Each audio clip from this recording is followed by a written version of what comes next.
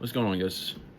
So it's pretty late where I'm at right now, but I still want to sit down and talk about some things and go over a few ideas. And it's so late where I'm at right now that I came home and my social and mental state is lubricated, but I'm very tired.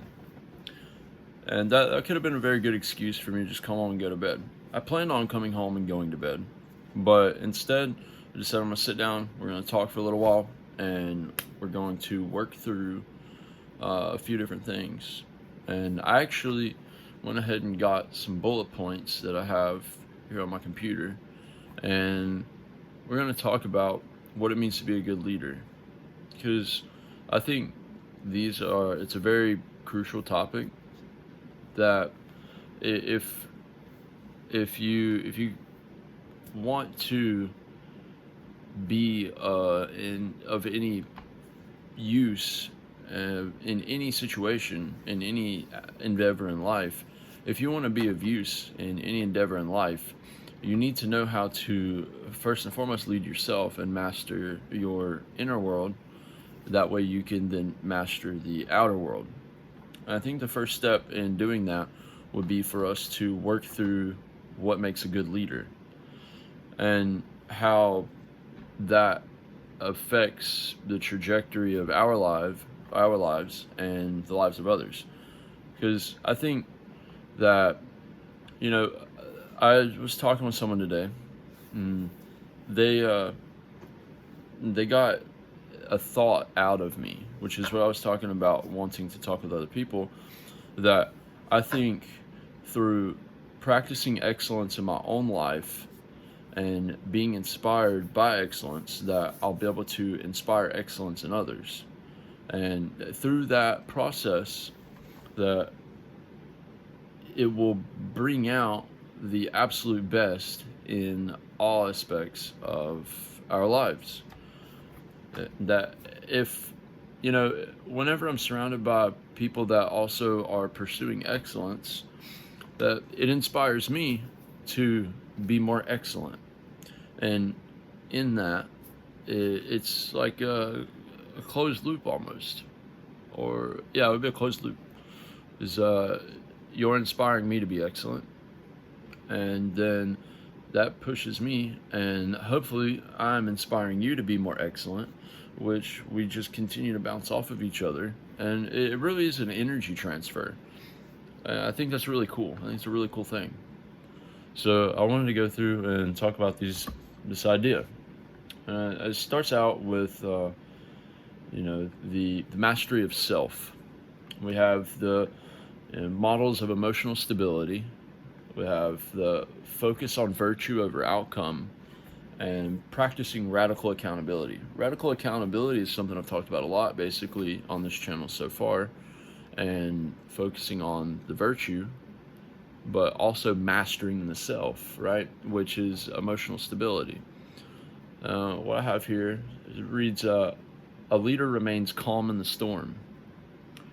And that if a leader is to be an organizer of himself and of people, that when problems arise, we can't just freak out. Kind of like we were talking about in the past about logic, fear and anxiety. If we succumb to them, we become the subject, not the scientist, in the experiment, and the experiment is our life. If we're calm in the storm and we manage our ego and manage our reactions, then it prevents a panic in ourselves and panic in others through seeing our actions, right? That I may be going through a very hard time, or I may be very tired, and we might be cutting it close to get the work done. But by managing ourselves, our emotions, and the way we are conducting, it it, it keeps us contained. And when you see someone that's going through a hard time, or even so yourself, and you make it through on the other side, you have that, you're filled with confidence, and or you see that person doing it and you're like, wow, if they can do it, I can do it too. Which is, that's a contagious energy. It's very good. And for the focusing on virtue over outcome, when we strive for success, we we don't define our goodness by the final result, but by the integrity of our choices. So instead of focusing on the end result, we're more focused on how we achieve that end result with the how just our actions are. If our actions are just and we achieve the outcome, then we feel much better about it, and we don't feel like we've cheated. And that kind of goes back to like the trust fund child being given everything that they can they achieve whatever it is that, whatever materialistic pleasures that they're looking for. They achieve those things through the works of others, and it's like a cheat, right? That their choices, they could have done anything. Their choices to get to that point, they're not necessarily just, because like if you show off that, we'll use material as an example because it's the easiest.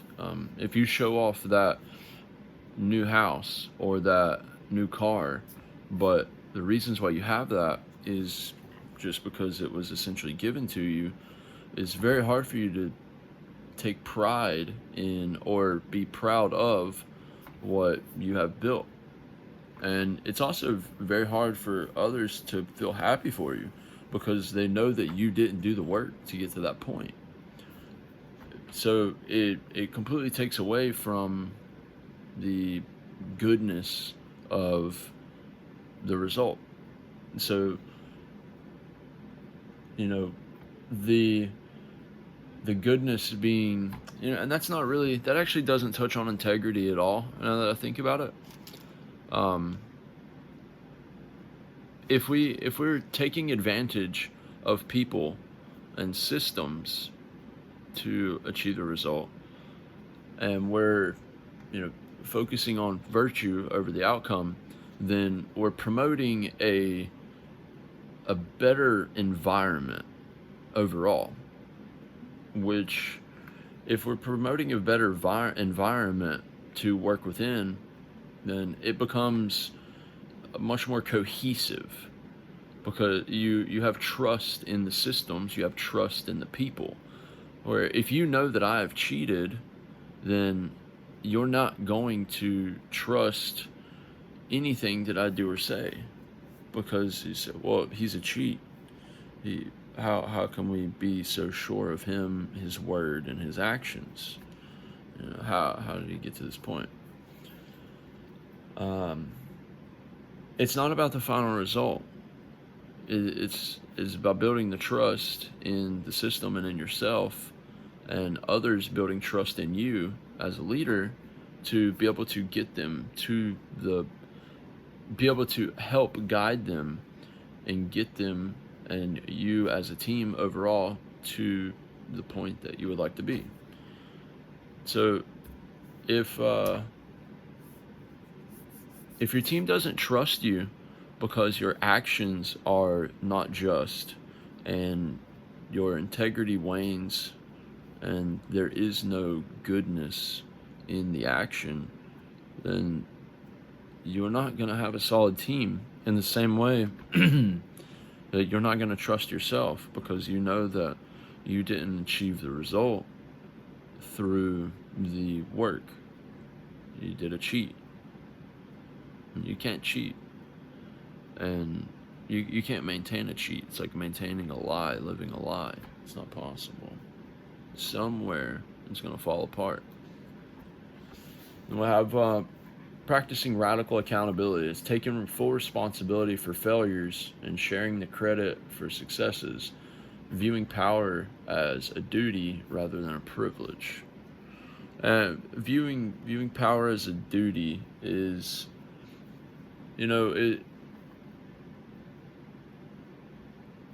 certain people have particular um, advantages. I believe maybe it's not advantages because you work hard to get into that position. But if you're viewing power as a duty instead of a privilege, then you're much more committed to it, right? Because if it's a privilege, then it's been given to you. But if it's a duty, then it's something that you are working for, not being given. So if you're working for the team, then also that team is going to be much more trustworthy of you. And if the power's been given to you, then you're likely going to have people on your team that don't respect you because you're not treating it was just given to you. They don't even believe that you deserve or have earned that position. They view it as he was just given this. He doesn't deserve that. Which is, you're not going to have a cohesive environment to strive for successes. I think I can expand on that more, but I'm quite tired, and I'm not just trying to get through this video, but I do want to hit all of these points and try to keep this under 20 minutes. So we're going to move past this one. We will come back to this conversation at a later date of what makes we'll come back to this point. We're going to continue with the conversation of what makes a great leader.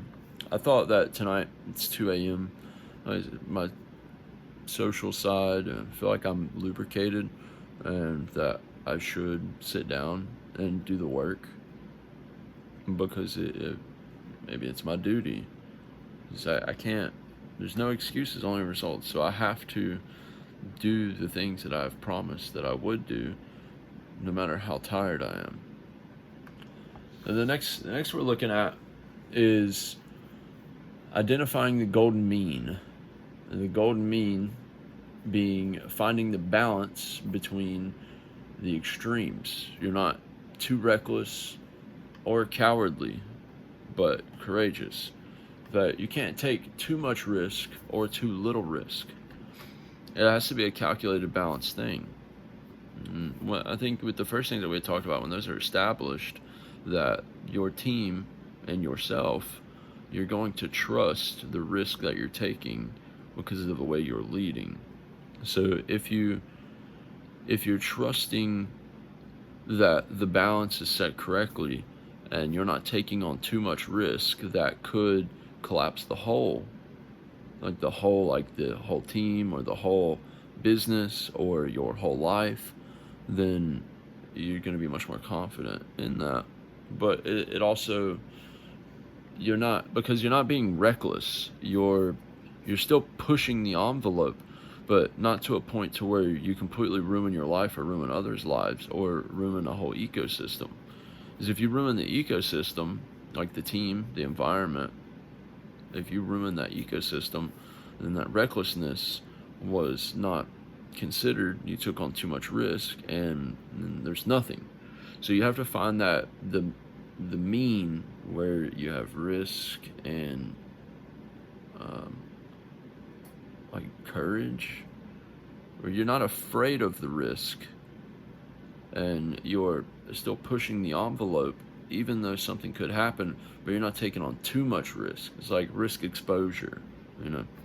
I guess you could think about it in like a financial sense of if you bring in $100 a week and it costs you $60 to live, then you have $40 left over.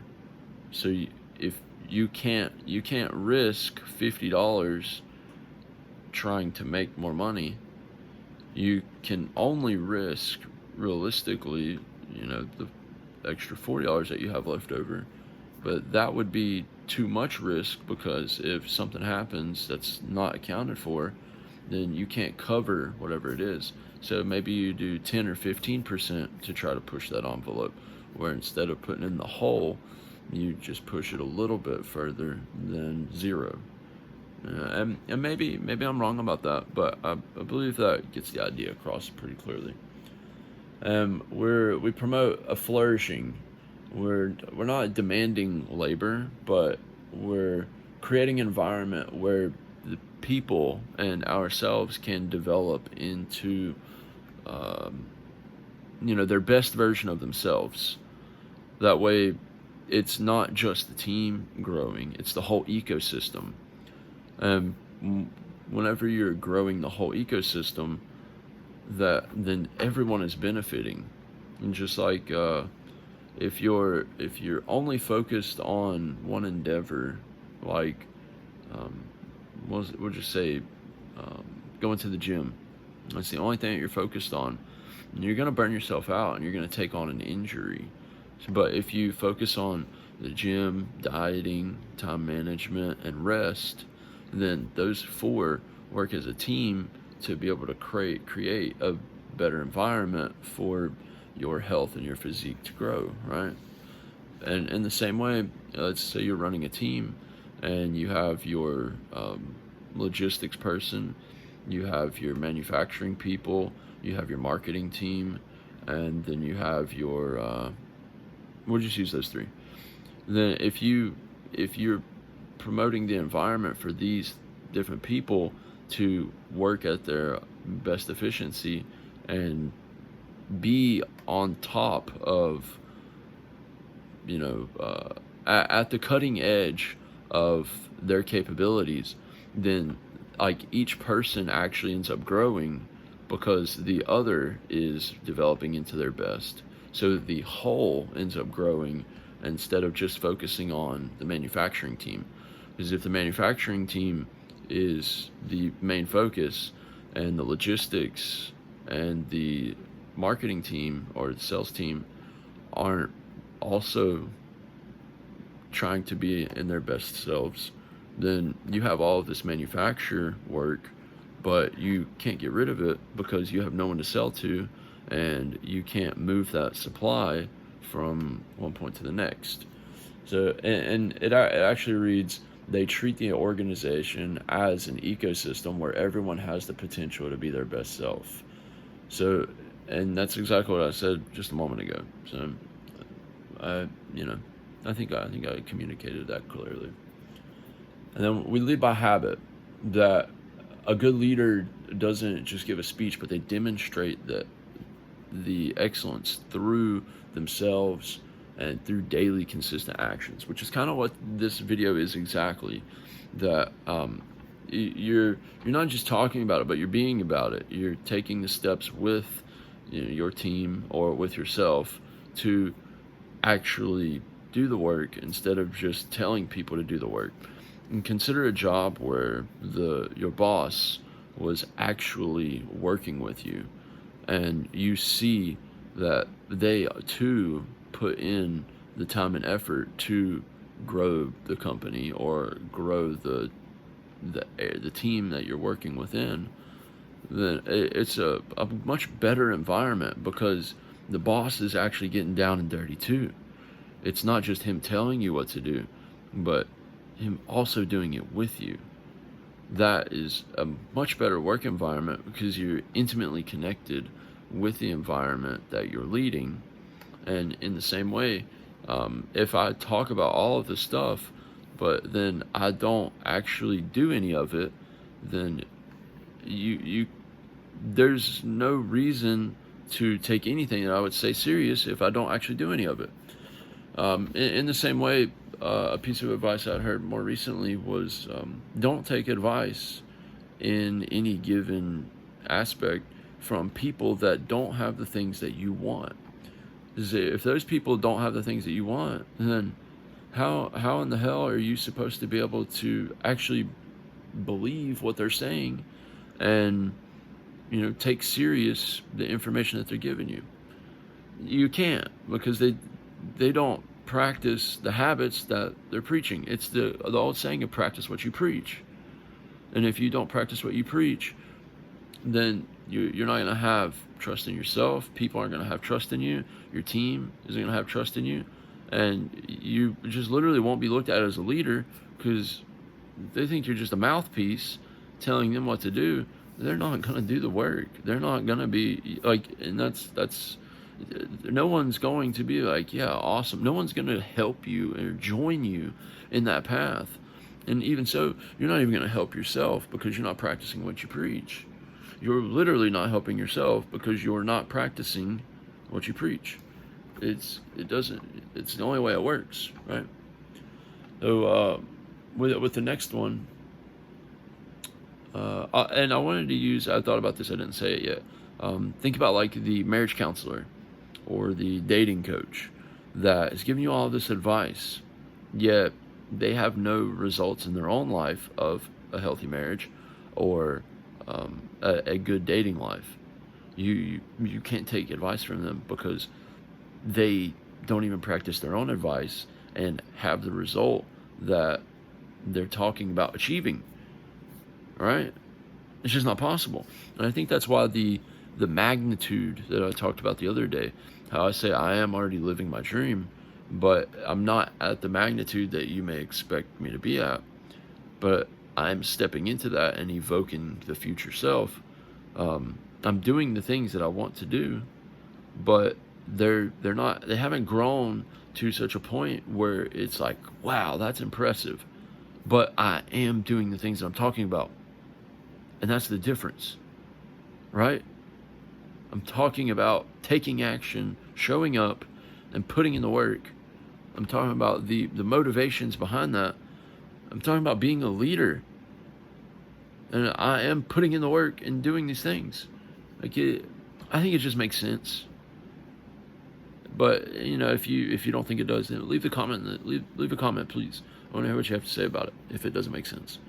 If it does make sense and you agree, then fuck it, leave a comment as well. That'd be cool. But if you don't want to leave a comment, that's good too. Whatever, it doesn't matter. And then so for the last thing, we're talking about, we define the mission and encourage authenticity and embrace the weight of the choice. That every decision carries an existential weight, and we don't shy away from the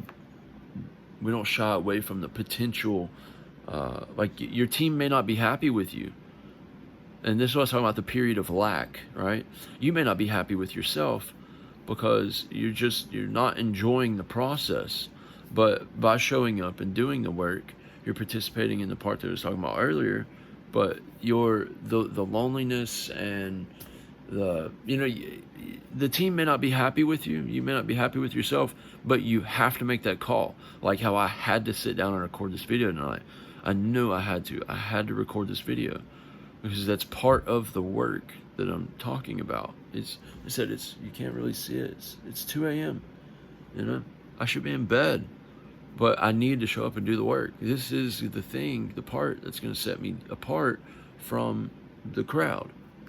This is exactly what it is. And also like making the final call or feeling like your team is mad at you, but you're filling in all the other gaps, then your team's going to trust you that you're making the right call, and they're not going to be happy with you, but they are going to show up in the ways that you're asking because they trust in your ability to lead. Just like the father that is bringing home money for the family, and the kids, they want to go to the amusement park and ride the roller coasters. Father says, we can't afford that. We need to do these things. These things need to be done first, and then we can at a later date. But only if we do these things, and you're showing up in those ways that leads the family, they're going to believe, because you keep your word, that if they do these things with you, that you're going to get to go to the amusement park, right?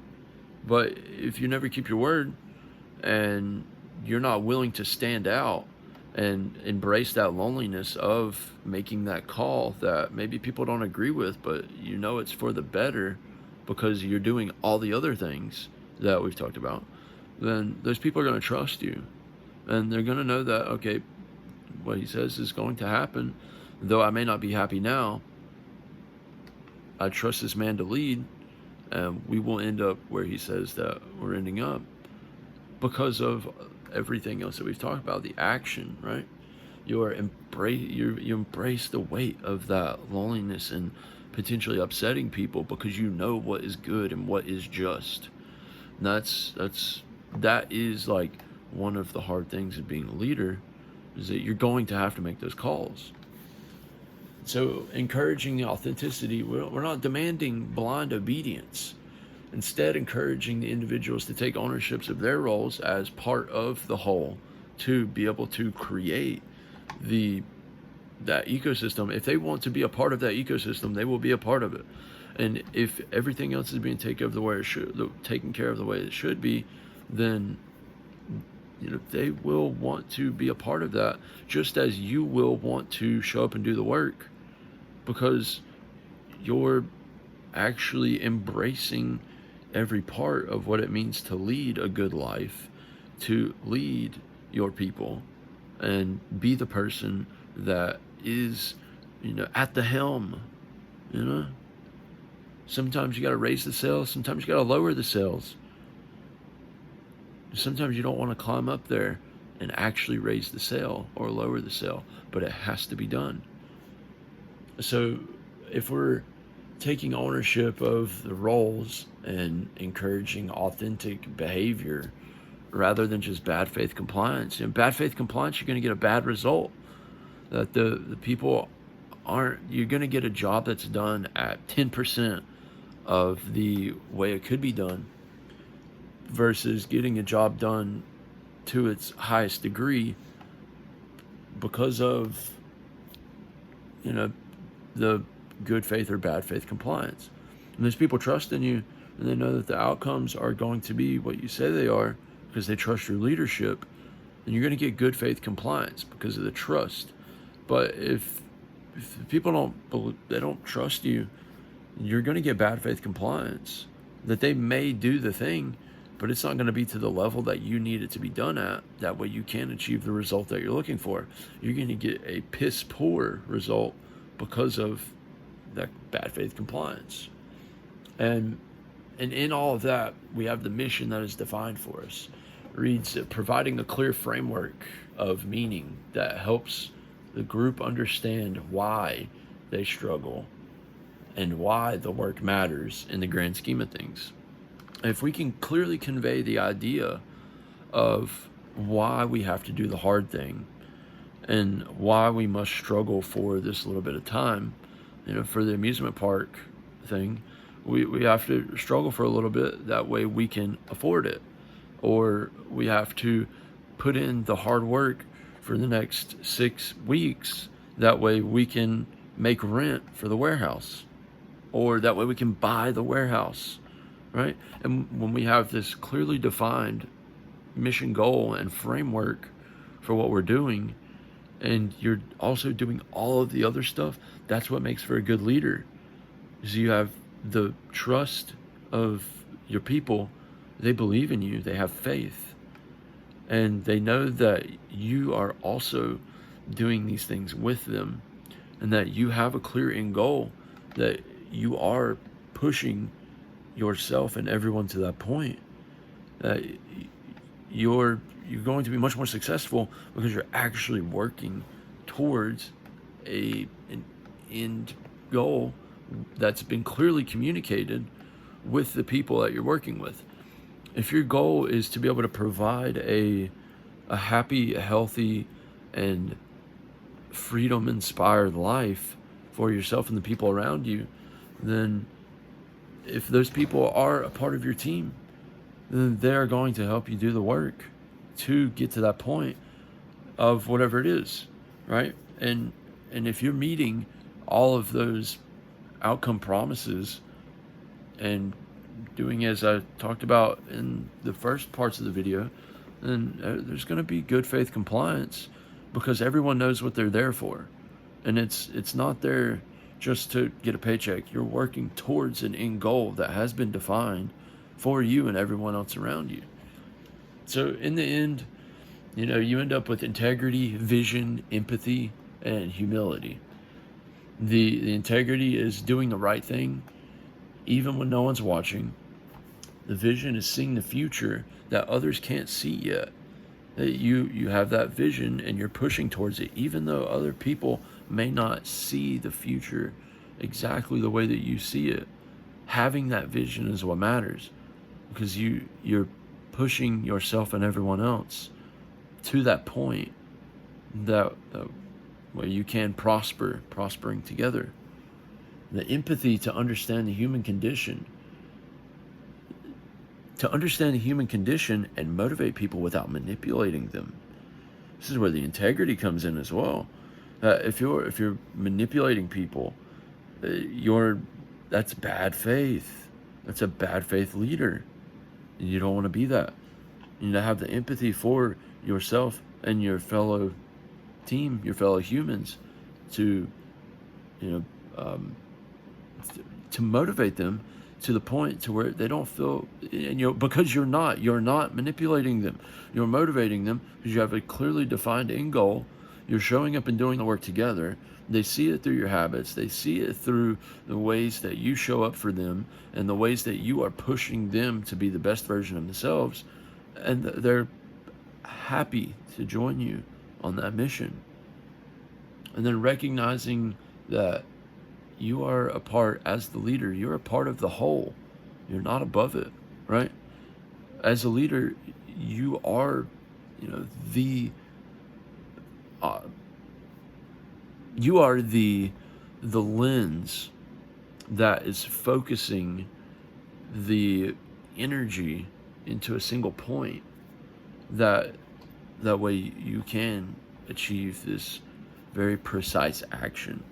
As a leader, you are helping focus everyone, the whole ecosystem, into a clearly defined path to this place.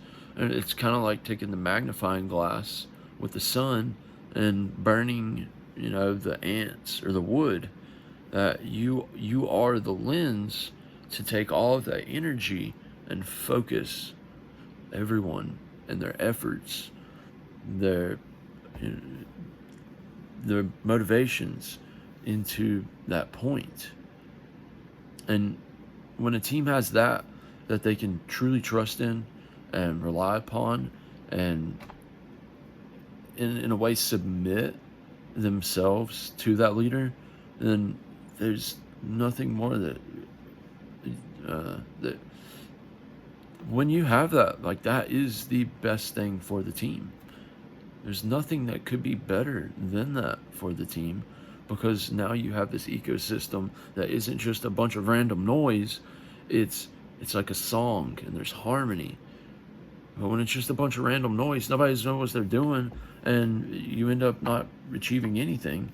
But when the random noise is structured, it becomes a harmony, and you create this song. Life is a poem. Life is a joke, and we are the punchline. So, you're trying to achieve the best versions of yourselves. You're trying to achieve the best versions of the people around you and motivate them to be more excellent. And through that pursuit of excellence, you inspire everyone else around you to also be excellent. And that's exactly what we need. That's what you need. That's what I need. We want to be around excellent people. You want to be excellent. So we can focus these things in. If you can be the leader of your life and tune your inner workings to be able to achieve such results, then you're going in the right direction. And your team will follow you. But you have to show up in the ways that are necessary to be a healthy, motivating leader, right? So, I liked how we did tonight's video. I think we're going to do some more like this. We worked through the bullet points. We had a lot to say. I think we're going to do more of this. But I'm going to bed. It is now, I believe, it is now 3 o'clock. We're going to bed. I hope y'all have a good rest of the night. Remember, no excuses, only results. I will catch you all tomorrow with another video. Tomorrow's Sunday. We got a lot of work to do tomorrow. A lot of things going on. Tomorrow might just be, we might do 2 videos tomorrow. An update video in the middle of the day, and then another video like this. But we'll see what happens. So I hope y'all have a good rest of the night. Like I said, no excuses, only results. We show up, we keep our promises, and we fucking kill it, dog. We fucking kill it. Y'all take care, all right?